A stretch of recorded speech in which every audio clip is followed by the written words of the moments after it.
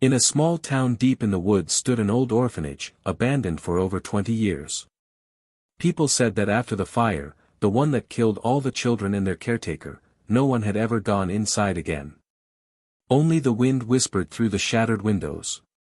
But three friends, Martha, Alex, and Eli, decided to see for themselves if it was true that at night you could still hear children laughing. They went there at dusk, when the sun barely touched the tops of the trees. The air was heavy, almost like before a storm, and even the birds were silent. The building loomed dark and crooked, its door hanging on a single hinge. Inside, it smelled of mold and burnt wood. Martha thought she felt someone's hand on the stair railing, warm, like someone had just been there. They climbed to the second floor where the dormitory had once been. Faded drawings still covered the walls: fire, people without faces, a black sun.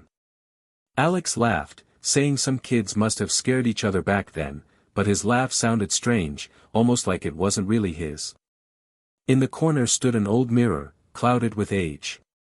Eli, trying to lighten the mood, walked up to it and joked, "Hey, anyone home?" Just then, the flashlight flickered. In the mirror, next to his reflection, stood a little girl in an old dress, her hair covering her face. When the light came back, she was gone, but now the mirror stood in the middle of the room, not by the wall. The friends froze. Then, from downstairs, they heard a faint voice singing, "Mommy, open the door, it's dark here." Martha whispered that they should leave, but the door they'd come through was gone, replaced by a blank wall. The singing grew louder, closer.